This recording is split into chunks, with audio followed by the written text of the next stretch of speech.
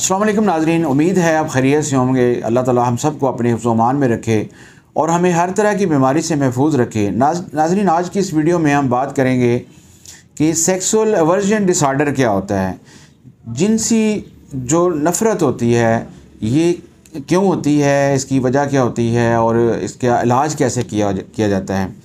नाज़रीन, ये मर्ज़ जो है और जिनसी नफ़रत जो है ये औरत और मर्द दोनों के अंदर हो सकती है। और इसके अंदर ये होता है कि मरीज़ जो है वो चाहे मर्द है या औरत है, वो हर तरह की जिनसी सरगर्मी से उसको नफ़रत हो जाती है और बल्कि शदीद नफ़रत होती है। वो ऐसी किसी सरगर्मी में हिस्सा नहीं लेती, ऐसी किसी जगह पे नहीं जाती जहाँ के मर्दों के साथ उसका मुलाकात होती हो या कोई इस तरह का मेल जोल वाला कोई माहौल बनता हो। यानी उसको जिनसे मुखालफ से भी एक शदीद नफ़रत हो जाती है। उसकी मरीज़ की ख्वाहिशात जो हैं वो दब जाती हैं, उसको शहवत नहीं आती, उसका सेक्स की तरफ रुझान ही नहीं रहता। यानी आप ये कहें कि ज़हनी तौर पे मरीज़ या मरीज़ा के अंदर जिनसी ख्वाहिश जो है वो ख़त्म हो जाती है बिल्कुल। और बाज़ लोग इसको फ़ोबिया भी कहते हैं और सेक्सुअल डिसफंक्शन भी इसको कहते हैं। और कई दफ़ा ऐसा होता है कि ये जो नफ़रत है ये एक मर्ज़ की वजह से भी हो सकती है, ये बीमारी की वजह से भी आ सकती है, लेकिन ज़्यादातर इसका ताल्लुक़ जो है वो ज़हन के साथ होता है और मरीज़ का जो है ना ख्वाहिश ही उस तरफ नहीं होती, तवज्जो ही नहीं होती। मरीज़ या मरीज़ा जो है उसके अंदर सेक्स से शदीद नफ़रत पैदा हो जाती है। ऐसा आम तौर पे उन लोगों में होता है जो किसी ज़हनी इज़्तिराब का में मुब्तला हों, एंग्ज़ायटी जिनको होती हो, जो किसी तरह की घबराहट का शिकार हों।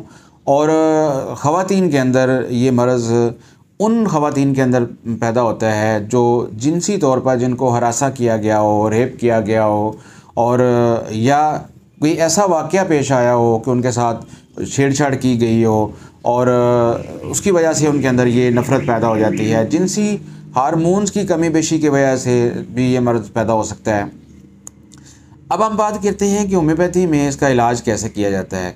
तो नाज़रीन, होम्योपैथी में बहुत सारी मेडिसिन ऐसी हैं जो कि मेंटली अगर किसी औरत के अंदर या किसी मर्द के अंदर जिनसी नफ़रत पैदा हो गई है, जिनसी तल्क़ात से नफ़रत पैदा हो गई है और वो मरीज़ या मरीज़ा के अंदर ख्वाहिशात ही ख़त्म हो गई हैं, तो उनको ठीक किया जा सकता है।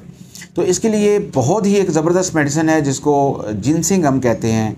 जिनसिंग कॉन्गोफोलियम इसका नाम है पूरा।